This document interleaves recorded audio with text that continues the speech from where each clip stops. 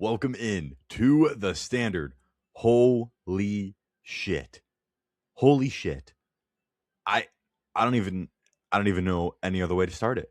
Holy shit. The Pittsburgh Steelers have clinched yet another non-losing season. Mike Tomlin, 19 consecutive non-losing seasons, an NFL record. I I can't even begin to describe what the Steelers did today. A 29-24 victory over the Detroit Lions. 3 weeks ago, we said on this podcast they were 6-6 and things looked as bleak as they ever have, arguably. Now this team finds themselves full of life. The Ravens are pretty much out of it. We'll get into them in a little bit. But this team, man, they have a little bit of juice. And I say a little bit, they have a lot of fucking juice. Holy shit. Big win for the Steelers today, obviously. You'll notice Jack is not with me today. His Wi-Fi went out. His router is absolutely fried. So everybody say a prayer for Jack's router. We'll be getting him on later in the week. We're going to get all of his thoughts so you can listen to them. We're going to have some more videos throughout the week, as always. But we're going to go ahead and break down this game right now. Guys, we have to start with the end, right? We absolutely have to start at the very end. The Steelers had this game in the bag. They were up multiple possessions with under 10 minutes to go, and it sounded like it was going to be the same song and dance that we've come to know from the Pittsburgh Steelers, where they play a lot of prevent defense, and they kind of let the offense of the opposing team just go down the field. They're conservative on offense, and to the Steelers' credit, once the Lions scored and made it a one-possession game, they really weren't that conservative on offense. In fact, they got into scoring position again. They set up Chris Boswell with a 37-yard field goal, which he doinked. Now, Chris Boswell, I can never get mad at the guy because he is the best kicker in Steelers history, hands down at this point. And why do I say that? 59-yarder, the beginning of this game. In the first half of this one, they got the scoring going for the Steelers. I have a hard time getting mad at Chris Boswell, even when he misses, even when it almost ended up costing us. I feel like, it's give and take with, kickers in the NFL, and someone like Boz, who's so consistent, I find it really hard to get upset with him. But I was really, really impressed with the way the Steelers actually, didn't lay down, didn't run the ball 3 times and punt and play the field position game. They were actually somewhat aggressive offensively after the Lions made it a one possession game. And then, they left the Lions too much time, over 2 minutes on the clock. The Lions moved the ball right down the field. And I think this was more, the Lions did it to themselves, guys. They were at the one or the 2. Point is, they were very, very close to scoring. And they set themselves up with a pick play. And they got called for offensive pass interference. Amon-Ra St. Brown scored an easy touchdown. And it was a pick play. So the refs called offensive pass interference. Now, the Steelers got called for a pick play earlier in this one where Darnell Washington absolutely steamrolled a corner and DK Metcalf was wide open in the middle of the end zone and Rodgers found him. That one got called back earlier in the game. I think that was a mistake by the Lions to call that type of play. If you're that close to scoring with the game on the line and you already have a precedent set this game where the refs have called offensive pass interference on a pick play before, why is that your go-to? With an offense that's so creative and an offensive identity that is so unique. We can do this. We can do so many different things, even with these injuries to our tight end room. Even though our run game has been absolutely dreadful today, we can hit you in so many different ways it'll make your head spin. I think them choosing to do something like that was a really, really bad decision. And then they had a false start the very next play before they could even snap it again. So you go from the 1 yard line to the 16-yard line. And you have no timeouts at that point. That was your mistake right there. That was your game. The Lions did it to themselves at the end here. They had it set up. They executed perfectly, other than when they got within 1 yard of the end zone. And there it is. You win some, you lose some, I guess, if you're Dan Campbell. But that just seemed like a really boneheaded decision all around from him, in my humble opinion. The last play of the game, I still don't even know what happened. I think that I'll get into the referees in a little bit, guys, because I'm not one to blame the referees for just about anything. I think refs have an impossible job. My first job ever Actually, nobody cares, but my first job ever was a flag football referee at like my local rec center, everything. And the amount of times I got verbally abused by parents of 8-year-olds during their flag football game because I didn't make the right call. I mean, you wouldn't believe it. I was like 14, 15 years old, and I was getting called like everything under the sun by these parents because I wasn't calling their game correctly. So I have a little bit of a different perspective in refs. Not that, calling a 7-year-old's flag football game wrong and calling an NFL game is a little bit wrong. It's definitely a little bit different. But I guess I kind of empathize with referees and the fact that they have an impossible job and someone's not going to be happy no matter what. I think this game was horribly officiated all around. I really, really think it was. The way that they handled that ending after Amon-Ra St. Brown pushed off of Jalen Ramsey, got called for pass interference, and then forward progress probably should have been stopped when, Amon-Ra had a couple of Steelers pushing him back, and then he flipped it back to Jared Goff, who did a Superman dive into the end zone. I think the way the refs framed that in the stadium was absolutely terrible. After they discussed for probably 2 minutes, nobody knew if the game was over. Nobody knew if the game was going to continue. Nobody knew if it was a touchdown. They started off explaining this by saying, call on the field is a touchdown. The stadium erupts. They think they've won the game. They're gonna, celebrate. Nobody cared. Nobody cared. But they had to say, but offensive pass interference, fuck you, game's over. The way they framed that was absolutely despicable. Can't lie. Could they have done it a different way? I really don't know. I really don't know if they have to say that the call on the field was a touchdown first, but I think the way that they frame that definitely, that's going to be remembered by a lot of Lions fans for a really, really long time. And there were some other questionable ones.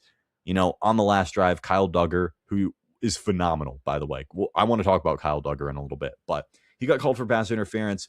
The replay, yeah, it probably was pass interference, but the flags came in so incredibly late on that one.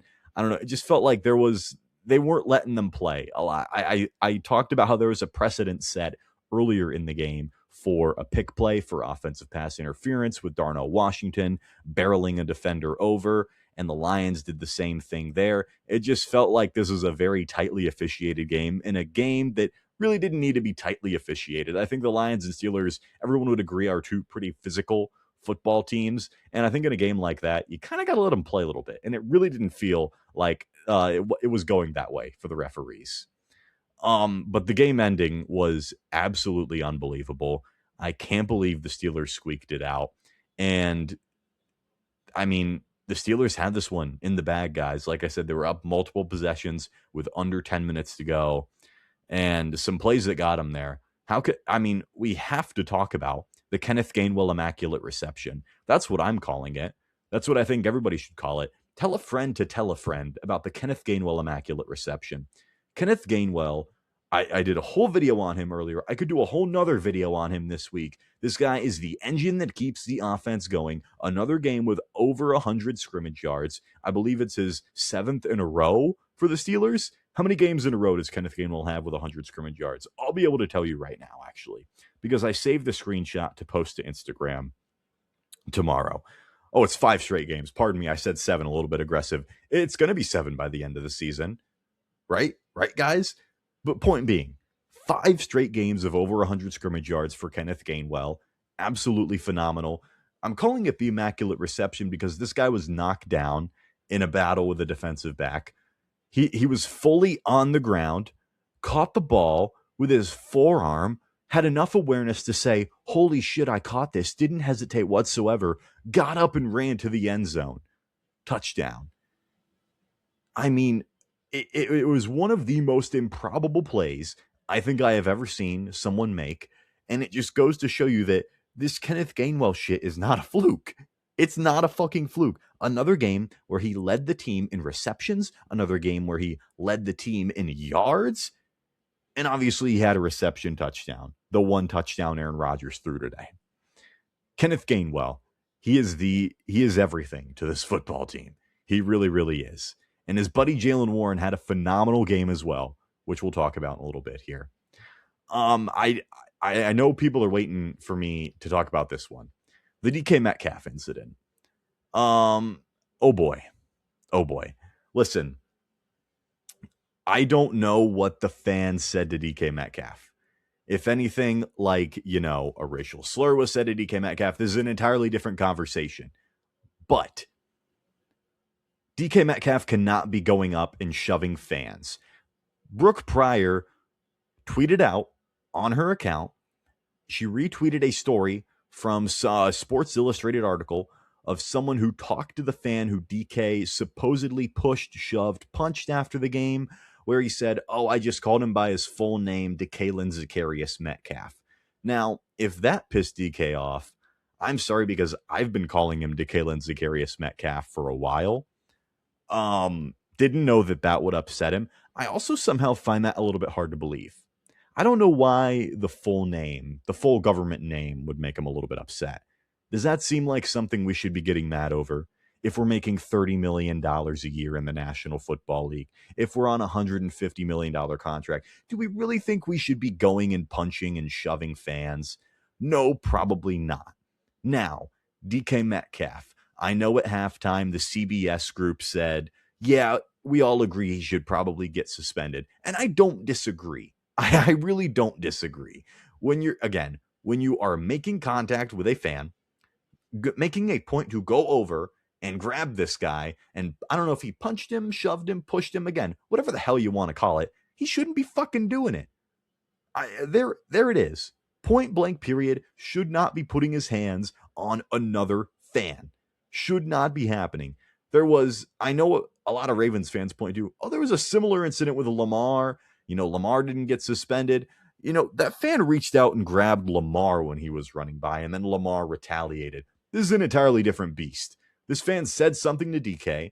DK could have very simply just kept on the bench. And if DK really didn't like what this fan said, he could have pointed it out to somebody and they would have removed him from the stadium. Probably no questions asked.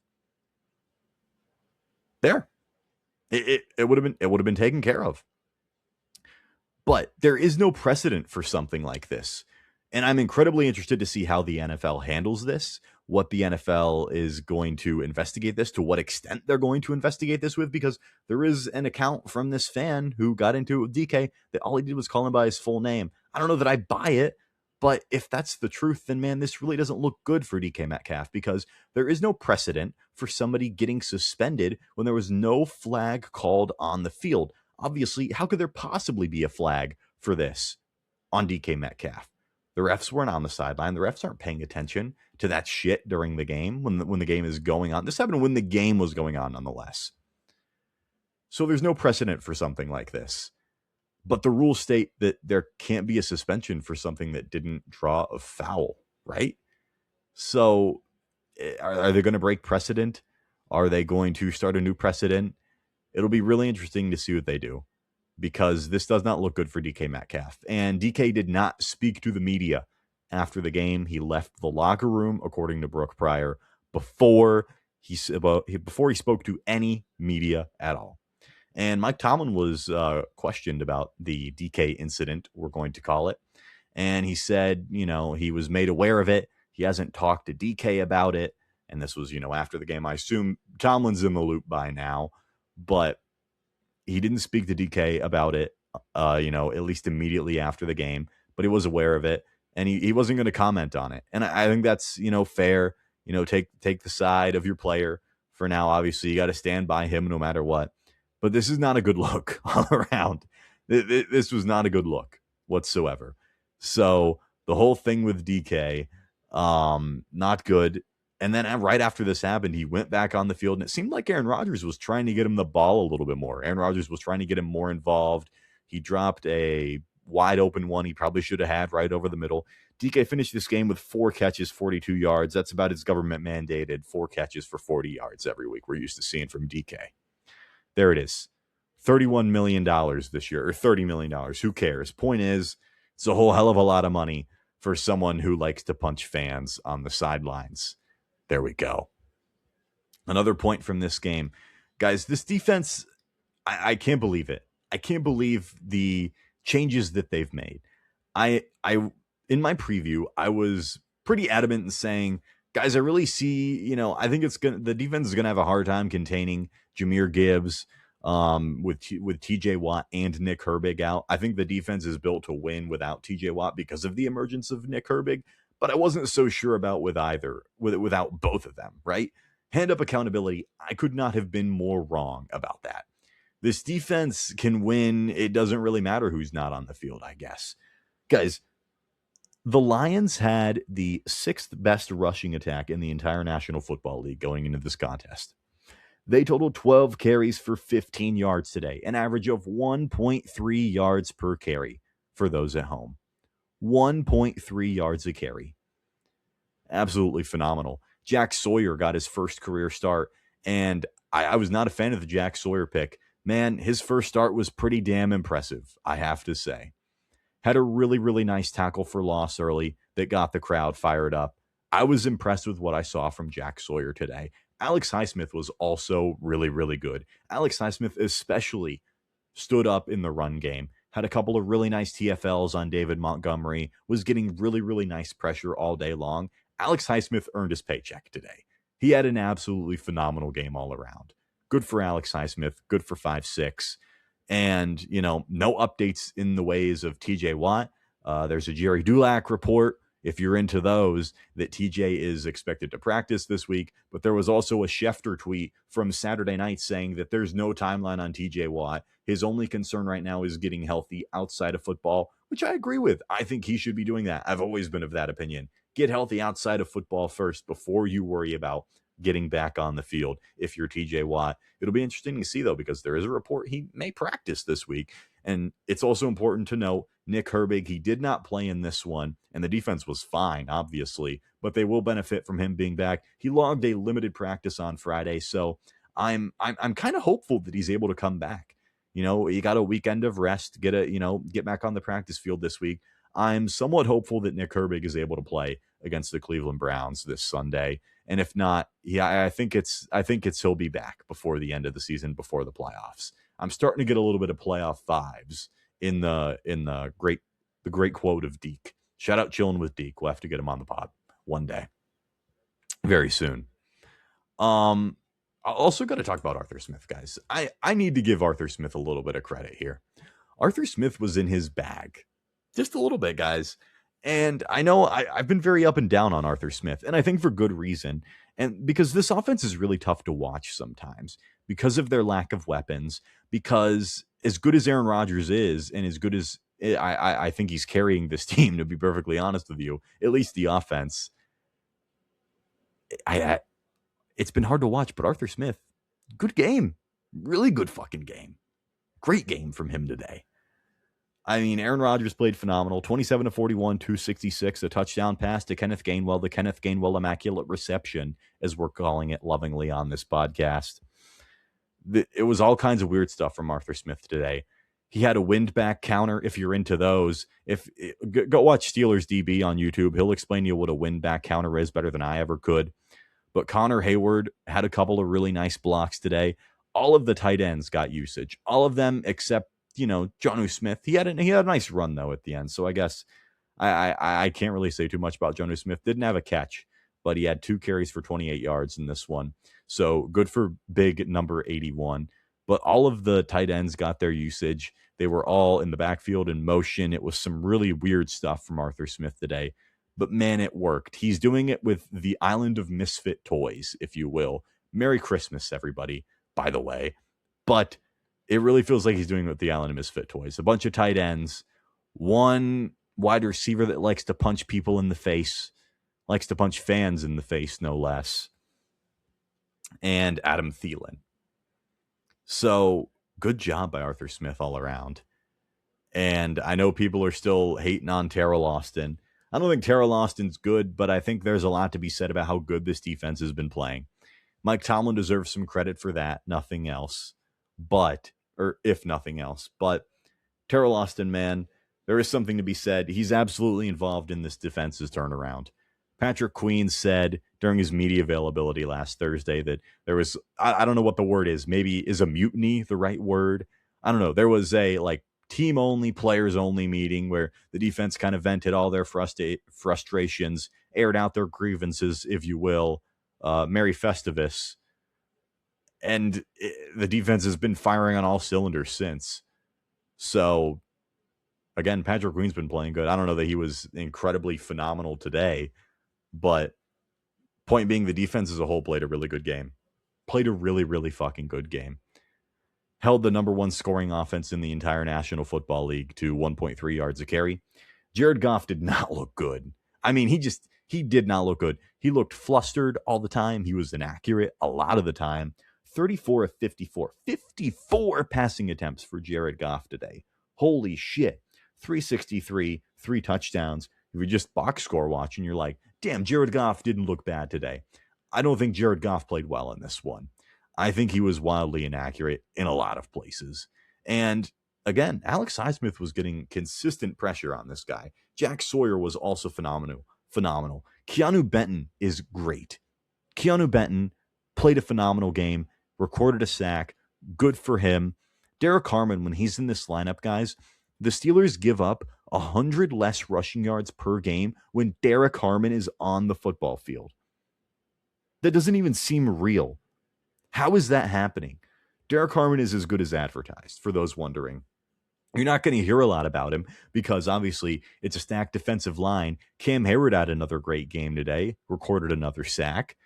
But this Derek Harmon guy is really, really good against the run. And that's exactly what this football team needs. This was the game where you point to and you're like, hey, 99, that guy is as advertised. Phenomenal. Absolutely great.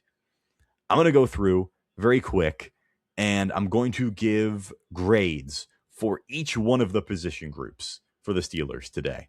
We're going to start at quarterback. We're going to end with, do we do special teams as a whole? I think we'll do special teams as a whole.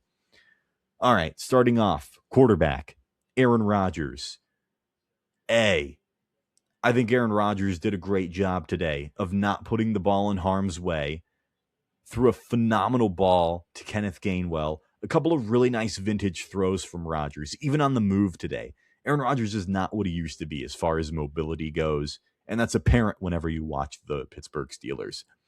But Aaron Rodgers does a lot of things right, and he's running this offense perfectly. And he's got this team to 9 wins and staring down of their first division title since 2020. Running backs, A+. Jaylen Warren, amazing 143 yards, 2 touchdowns, 2 long touchdowns I'll add in the fourth quarter that really sealed this victory for Pittsburgh. Good to see him have a great game. Kenneth Gainwell, I could talk about him all day. Great, phenomenal. Jonnu Smith even got 2 carries for 28 yards. The Steelers could do no wrong running the football. 230 yards rushing. Holy shit. They absolutely dominated the Detroit Lions in the trenches. Sunned them. Wide receivers. D. I feel bad giving them an F because guys like Adam Thielen stepped up. Adam Thielen was the wide receiver for the Steelers that had the most receiving yards with 49, 4 catches for 49 yards. He had more than DK Metcalf. I will punish the receiver room because we're out there punching fans. That stuff can't happen. Kenneth Gainwell led the team in yards, as I mentioned, though, and catches for yet another week. Scotty Miller was a pretty pleasant surprise. I can't lie. Had 3 catches on all on one drive. Welcome to Earth, Mr. Miller. And thank you for your contributions on that one drive. Marquez Valdez-Scantling dropped what probably should have been a touchdown. You got to catch those. It would have not been, as close of a game at the very end if Valdez-Scantling hauls that one in. 1 catch for 6 yards for him today. Tight ends. B. The tight ends didn't light up the stat sheet by any stretch of the imagination, but I think they did a lot of things that won't show up on the stat sheet. Arthur Smith was putting a lot of these guys all over the place. Arthur Smith had 2 or 3 of these guys on the field at any given point during this game. And I think he did a really nice job of, utilizing all of them. Connor Hayward, he was there. had a couple of really nice blocks. Pat Fryermuth, 4 catches for 20 yards. That's the most receptions he's had in well over a month. Darnell Washington, 3 catches for 36 yards. Electricity every time he touches the ball. He's always running people over. Absolutely ran over number 4 on the Lions. Absolutely ran him over. Poor guy. Jonnu Smith, I don't know. Aaron Rodgers yelled at him. I don't know if anybody saw that clip on Twitter, told him to get set. That was pretty funny. But he had a couple of really nice runs. I like that Arthur Smith's giving him runs as a running back. That's a little bit funny. And the stuff with the tight ends, people aren't going to like it when we're losing, and I'm not going to like it when we're losing. But when we're winning and it's working, it's kind of fun. It's weird. It's not necessarily a whole lot of fun to watch, but it's working, so I can't complain about it, right? I can't do that. Offensive line, A+. 230 yards on the ground. This Dylan Cook guy, by the way, I have to mention him. He's not a fluke. He's not a fluke. This is now 2 weeks in a row. He's put together a very, very solid performance at left tackle. Phenomenal job by Dylan Cook. Offensive line as a whole today was great. Protected Aaron Rodgers as much as they could. He's not mobile. Again, he's 42 years old, but 230 yards on the ground. I have no notes for the offensive line if they're going to let that happen every single game. No notes for you. We'll move on to the defense. Defensive line, A+. How can I not? I already said it. 1.3 yards a carry for the Detroit Lions. Derek Harmon, as advertised. Keanu Benton, phenomenal. Cam Hayward, legend. Go. We're pouring honey on you. Phenomenal. Jack Sawyer, incredible first start for him. Alex Highsmith, shout out big number 56. Recorded a sack today. A couple of really nice TFLs on David Montgomery. No notes for the defensive line if they're going to play like that every game. And they're nowhere near their full powers. They're without arguably 2 of their best in TJ Watt and Nick Herbig. No notes from me. Linebackers, C. I don't think they played bad by any stretch of the imagination, but I don't know that, anything warrants them getting a B or an A. Let me know if I'm crazy on that. Corners. I'll give them an A. I'll give them an A, guys. I mean, receiving, Jahmyr Gibbs had 10 catches. That was the most on the team. J-Mo had 5 catches, 70 yards. Amon-Ra, 4 for 54. I think the corners did a really good job. I think Joey Porter Jr. played his best game of the season today, to be perfectly honest with you. Joey Porter Jr. gets a lot of hate from fans because he's very handsy. I'm kind of up and down on him, but I think he's a very up and down player, and that's fine, but he's become a very solid piece for this team. I don't think he's going to be that elite number 1 corner, which I thought he had a lot of potential to do when he came in this league. But man, this guy's a ball player. This guy's really good. I think he played one of his better games of the entire season. Brandon Eccles played a great game until he went down with an injury in this one. Jalen Ramsey, corner safety. I guess we'll lump secondary into one. I'll give them an A as a whole, though, still, because Jalen Ramsey's awesome. Kyle Duggar. I think Omar Khan does not get enough love for that Kyle Duggar move.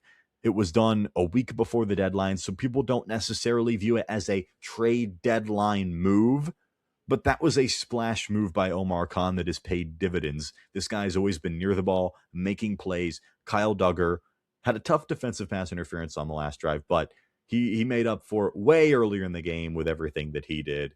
I will give Kyle Duggar and the entire Steelers secondary an A. And then we'll go to special teams. I'll give him a B. The Chris Boswell 59-yard field goal is carrying you. He missed a 37-yarder, but again, I have a hard time getting mad at Chris Boswell whatsoever.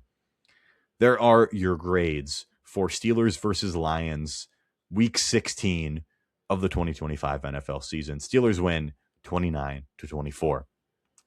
All right, with that, guys, we are going to pull up the old questions on Instagram. My favorite thing to do. I go over to you guys every single week, and we answer some questions. So let's see. Oh boy. We're starting off hot. Jason.McAfee19. Thank you for the question, my friend.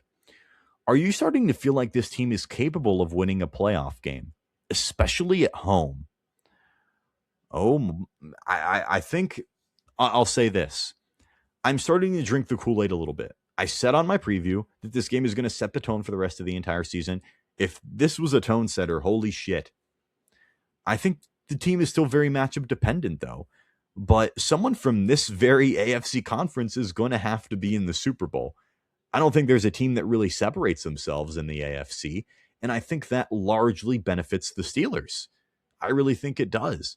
So the Steelers are going to be locked into that number 4 seed, let's say. Their most likely opponents are the Bills, Chargers, the Patriots, I guess, too, at this point, because it feels like the Patriots are on a downward spiral. I would love to play the Patriots. I would love to play the Chargers. I feel like both of those are very, very winnable games. I worry about playing the Bills again because we saw what the Bills did to us at home. And while it's very tough to beat a team twice in the NFL, Josh Allen is a playoff elevator. He's a playoff performer, I'd say, rather than a playoff choker. He's had some shit luck in the playoffs, hasn't won a Super Bowl. But this feels like, to me, someone's got to do it in the AFC.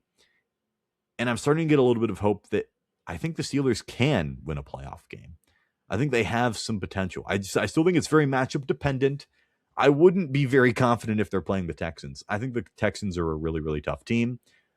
I wouldn't like to play the Bills, but if it's like the Chargers, I would feel pretty confident. I think there's a good chance.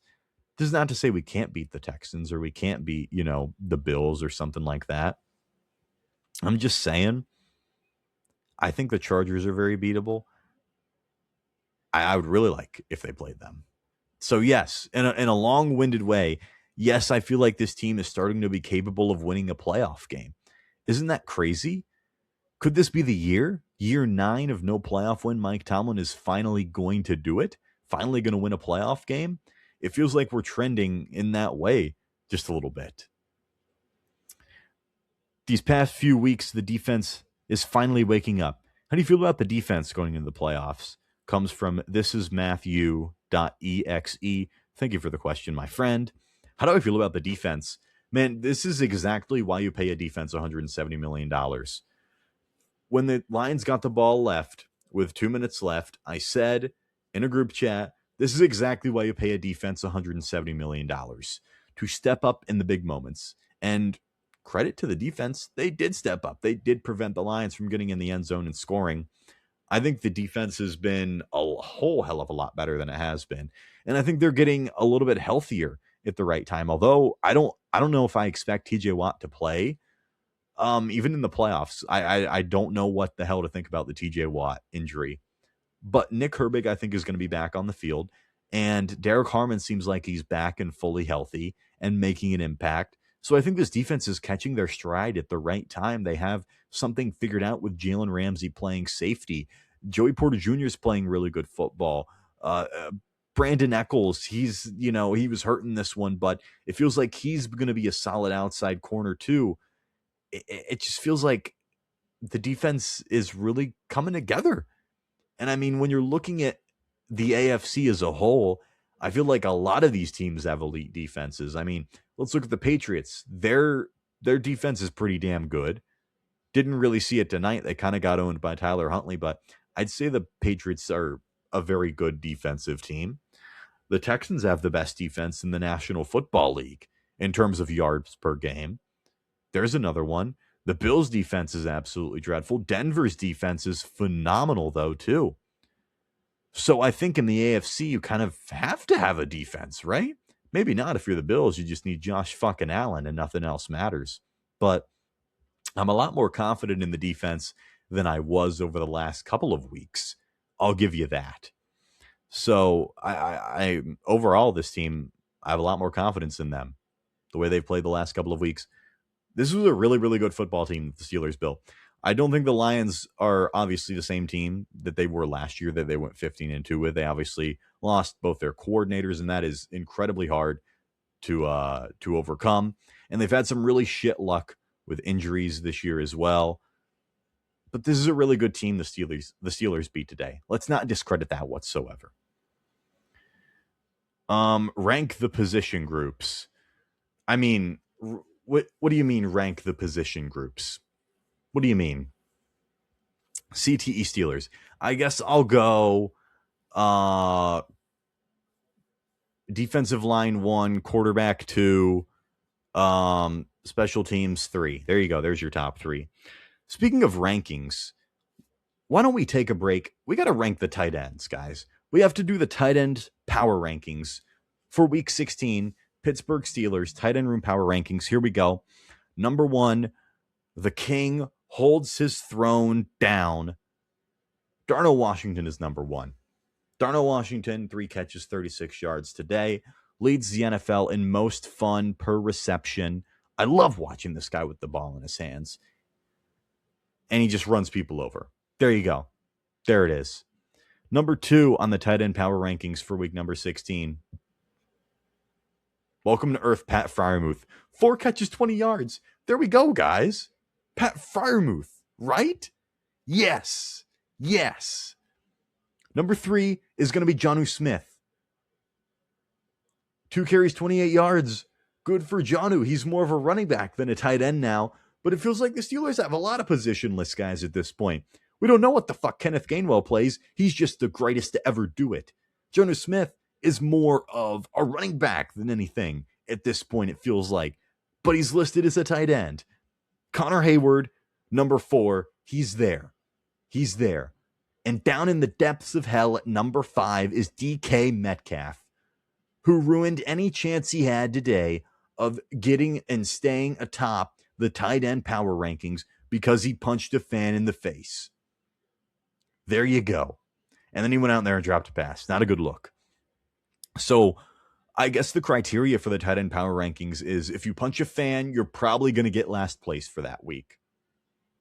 So there you go. There you have it. Week 16, tight end power rankings for the Pittsburgh Steelers. There you go. All right. After that intermission, that was a lot of fun. Let's get back to the questions. This one is a good one. Comes in from Easton Gully. Are we falling for it? Is this team different? Are we falling for it? Am I falling for it? Am I drinking the Kool-Aid a little bit, guys? Am I? I think I'm starting to just a little bit. They beat the Lions, guys. I said the Lions were the same team as they were last year. Obviously, they're 8-7. But I have a little bit of hope given, I think, the fact Aaron Rodgers is playing the best football he has all year long. And there is a point to be made that, you know, I talk about the AFC. Somebody has to win the AFC this year. Aaron has easily the most experience of anybody in the playoffs. Who do you trust in the AFC playoffs more? I'll put it this way. Do you trust Bo Nix or Aaron Rodgers more? You trust Aaron Rodgers. Do you trust Drake May or Aaron Rodgers more? You trust Aaron Rodgers. The only one that can be argued is Josh Allen. Josh Allen's never won the AFC. I don't know. It's an interesting conversation. I'm not saying Rodgers is better than any of those guys, but I think there is a point to be made. Playoff experience matters in the playoffs. It absolutely does. Absolutely. So to answer your question, are we falling for it? Yeah, I guess I'm falling for it again. I still think anything that's not a playoff win should be viewed as a massive disappointment for this team. But because I had that expectation going into this season, I think I'm going to expect them to win a playoff game at this point. Is this team different? I think they're different in the fact that they have Aaron Rodgers and nobody else does. They have easily the best quarterback they've had in at minimum 5 years. So they're a little bit different in that regard.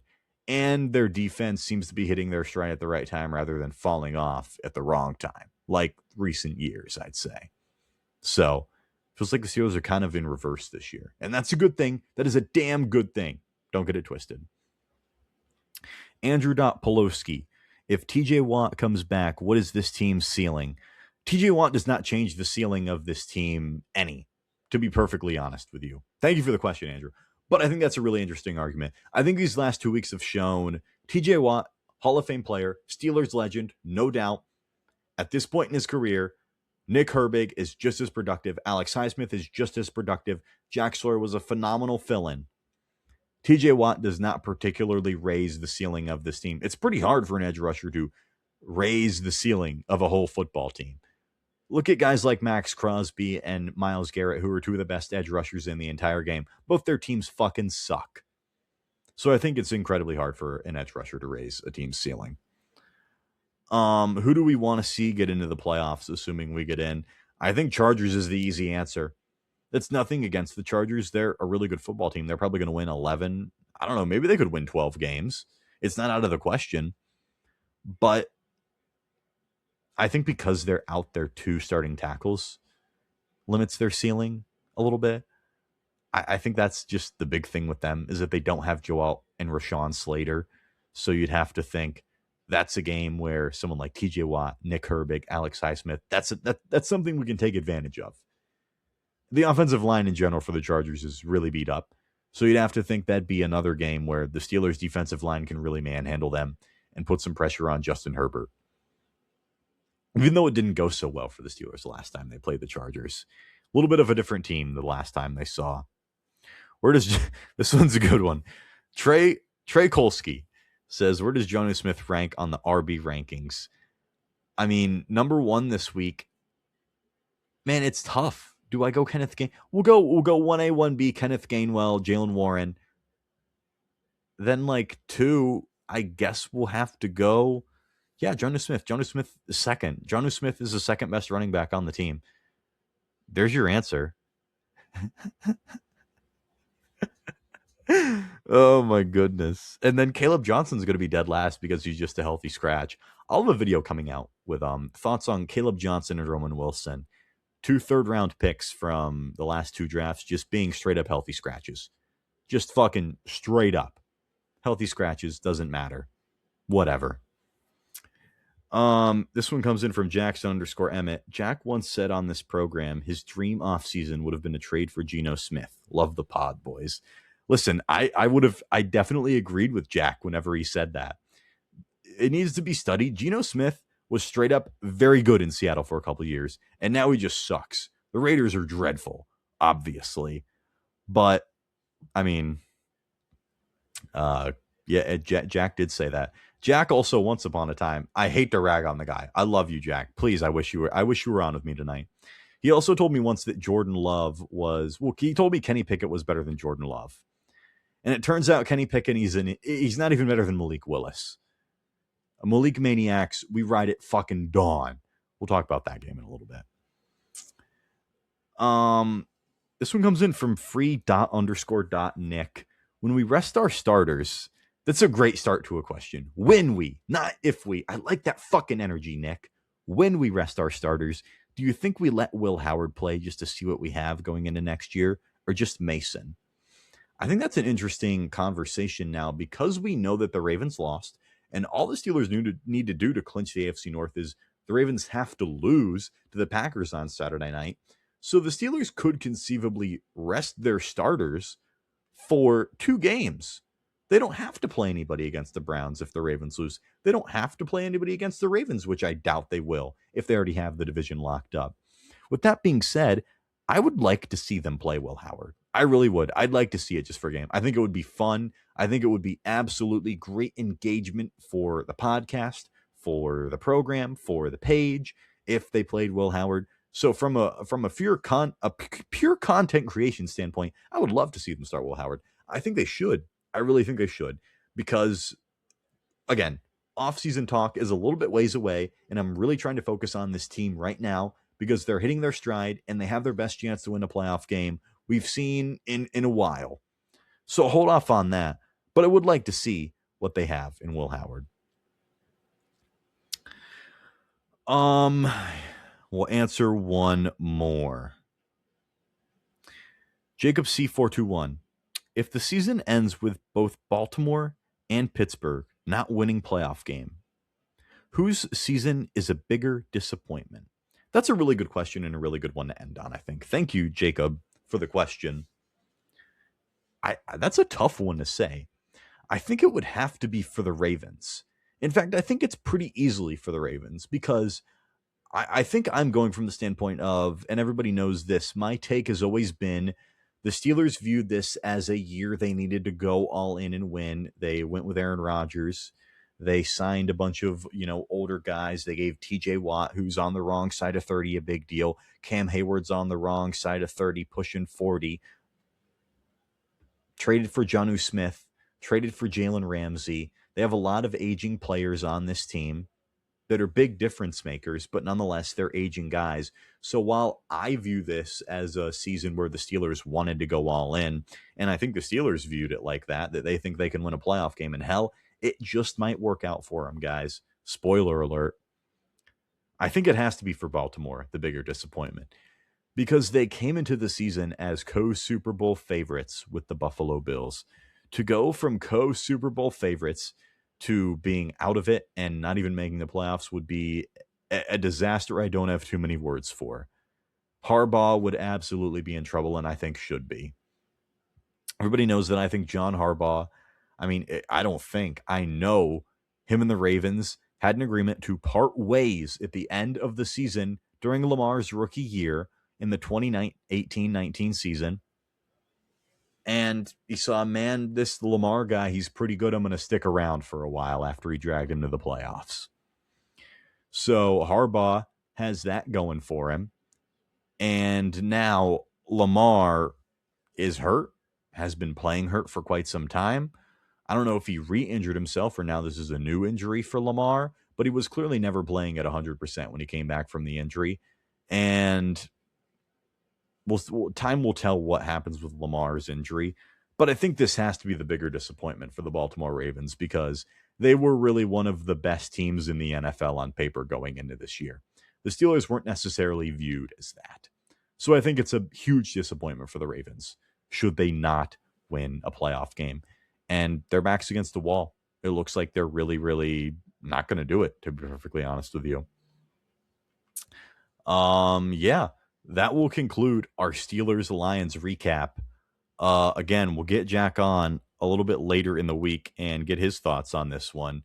But overall, phenomenal game all around, offensively, defensively. It was a really great total team effort, I'd say, on all phases of the ball. It wasn't consistent. It wasn't pretty by any means. But if you're looking for that, it's not going to be the Steelers. It's just not going to be the Steelers. We'll go through. I'm going to give my thoughts on every single game, recap them a little bit. Thursday Night Football, we had a lot of really good games in the National Football League this week. A lot of really, really, really good games. Thursday night, it was an absolute banger. Seahawks 38, Rams 37. What a game. Puka Nacua is the GOAT. Matthew Stafford should win MVP. I think it's far and away his award to lose at this point. 450 yards, 3 touchdowns, over 1,000 yards of total offense in this one. If the Rams or Seahawks don't win the Super Bowl this year, I think it should be viewed as a catastrophic disaster for both of these teams. Nobody's really standing out in the NFL this year. I went on a rant about how the AFC is completely wide open, and that's in favor of our Pittsburgh Steelers, our brave men in black and gold. But it feels like the Rams and the Seahawks are obviously the two best teams in football. And a Sam Darnold team, as bipolar as he is, up and down, they have the inside track to the 1 seed in the NFC, and that really means something. They're probably going to see the Rams again at some point, and I think it'll be a hell of a game no matter what. I still think the Rams are a better football team, but a couple of really bad special teams errors for the Rams, letting Rashid Shaheed score that punt return touchdown, and just a couple of really bad punts overall. Seahawks get it done, 38-37. Saturday football, Eagles 29, Commanders 18. Everybody knows I hate watching the Eagles play football. NFC East champs for back-to-back years. First repeat NFC East champs since 2005 or something like that. And the Commanders had Josh Johnson playing football, so they're a lost cause at 4-11. I'm very excited to talk about my Chicago Bears. 22-16 over the Green Bay Packers. Thought they were dead. Thought they were dead in the water. Ben Johnson kicked a field goal. Gets the onside kick amazingly. Caleb fucking Williams. Caleb Iceman Williams. He's elite, guys. Tell a friend to tell a friend. Caleb Williams is goddamn elite. He is everything I thought he was going into this league. He's putting it all together. a great pass on a cover 0, 4th down, on his back foot to Ja'Day Walker to tie this one, send it to overtime, and an absolute throw of the year. Throw of the year, hands fucking down to DJ Moore. Absolutely electric. I predicted the Bears to win the NFC North at the beginning of this season. It really looks like the Chicago Bears are going to win the NFC North. Amazingly. Ben Johnson is one of the game's elite. Caleb Williams is one of the game's elite. They have a phenomenal run game. Their defense is very spotty, but they have a ton of injuries, and they're forcing the most turnovers in the league. They're great. The Chicago Bears. Give me a Steelers-Bears Super Bowl. Please, please give it to me. God, I'd love it. Bills 23, Browns 20. Myles Garrett gets credited with half a sack for merely breathing on a guy. He's 1 sack away from breaking the single-season sack record. And who do the Browns play next week? Oh, they play the Pittsburgh Steelers. The standard was on it first, guys. Jack and I told you that Myles Garrett would break the sack record against the Steelers. Just mentally prepare yourselves for it. Just get ready. Just get ready, because he's gonna sack whoever's playing quarterback for the Steelers next week. It's going to happen. And it's not going to be pretty. It's going to be a really bad day to be on Instagram. It's going to be a bad day to be on Twitter. Steelers fans are going to be in shambles. Jack will be jumping up and down, celebrating because he said Myles Garrett is a top 3 defender of all time. And that would be pretty good evidence, a single season sack record. I'll just put it that way. And the Bills get it done. They're 11-4. I don't know.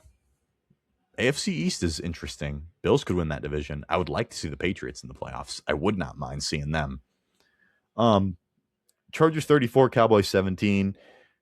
I said last week that I think Justin Herbert deserves more MVP talk. And I feel vindicated. I feel vindicated after watching this. Justin Herbert, phenomenal, flawless game from him. Chargers are 11-4. They can still technically catch the Broncos for the AFC West crown, if you're into that.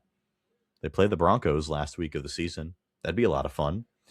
And I think I'd like to see the Chargers in the first round, but they're no pushover. I just think that the Steelers match up with the Chargers better than they match up with any other potential AFC playoff team, unless the Patriots. I would love to see the Patriots probably more than anybody. I think they're very fraudulent. Titans 26, Chiefs 9. I think your takeaway from this game should be, if you were doubting how fucking good Patrick Mahomes is, he is the truest definition of most valuable player. This team went out there and lost by multiple possessions to the Tennessee Titans without him. Multiple possessions.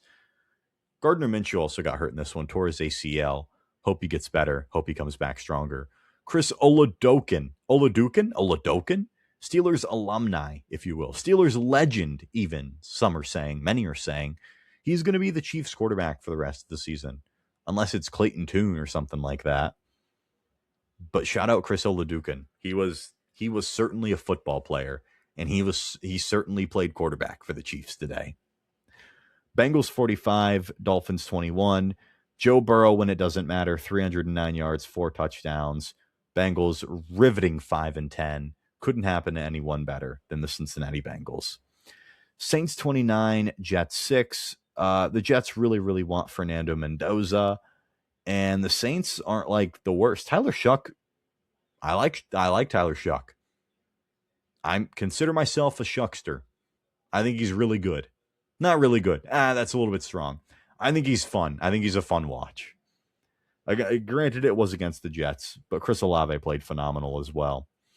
Vikings 16, Giants 13. Guys, this game was not real.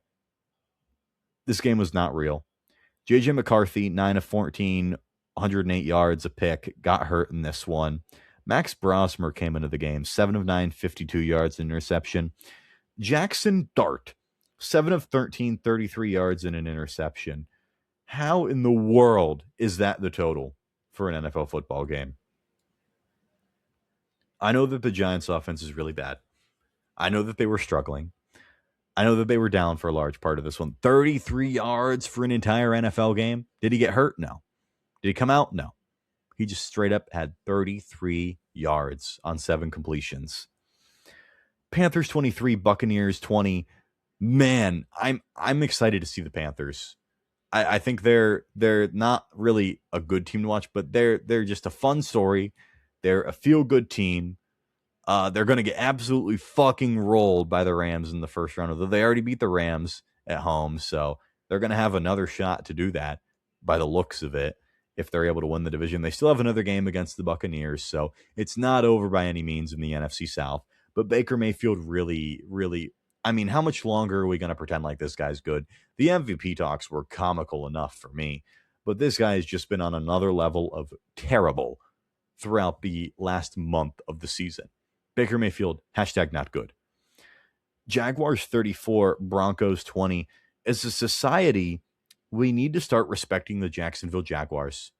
They're really, really good. They're a threat in the AFC. They absolutely are. Trevor Lawrence, guys. Holy shit. 4 total touchdowns for him today. Made a lot of high-level throws, a lot of which to Parker Washington, who had 145 yards and a touchdown. The Broncos are a good team, too. The Jaguars just fucking manhandled them. And I'll put it like this with the Jaguars. I think they're a contender in the AFC. I really do. The Lamborghini's still in the garage. Travis Hunter's not playing the rest of the year. They have a bright future out there in Jacksonville. They really, really do. Falcons 26, Cardinals 19. I needed Jacoby Brissett to clutch up for me and get me more fantasy points. Really needed that one. But Bijan Robinson is insane. Had over 150 scrimmage yards. Kirk Cousins, good for him. Gets a win. Falcons are 6-9.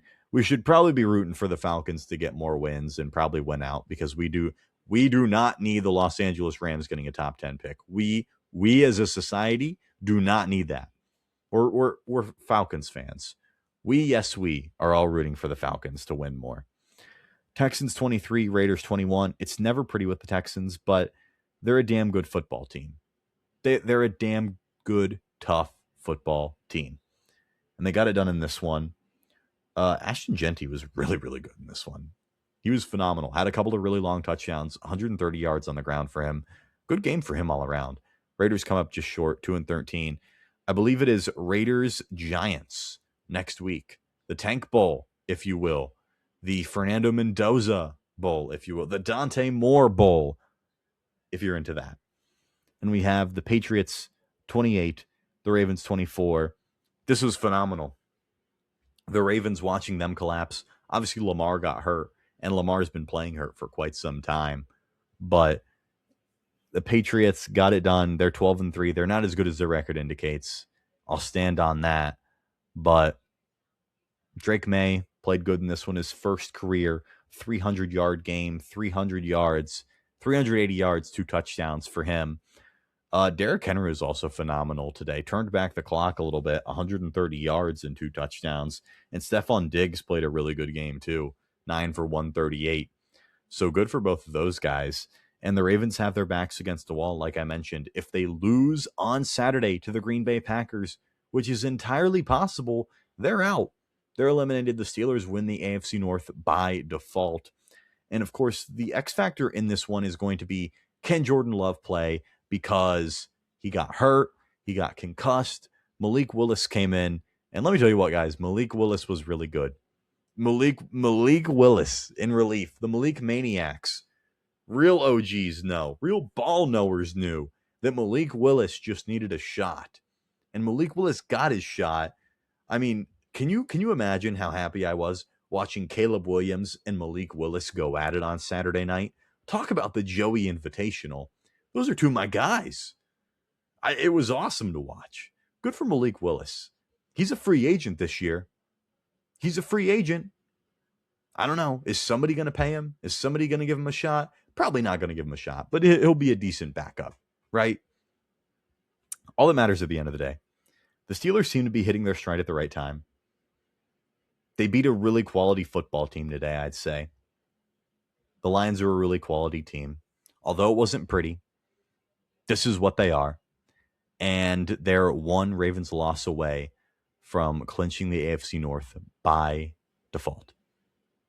they'd have to beat the Browns, but I really think that I'm not going to say it. I'm not going to jinx it, guys. I was going to say it. I'm not going to say it. I'm not going to say it. But that'll about do it for this episode on Standard. I really appreciate all you guys listening. I really, really appreciate all you guys watching the videos throughout the week.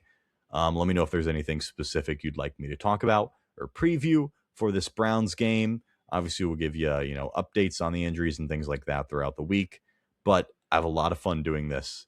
I really do. I really appreciate you guys. We'll get Jack on and get his thoughts later in the week. Thank you for the questions. And we'll see you next week. Same time, same place, right here on the Standard. Merry Christmas to all, and to all a good night. Go Steelers.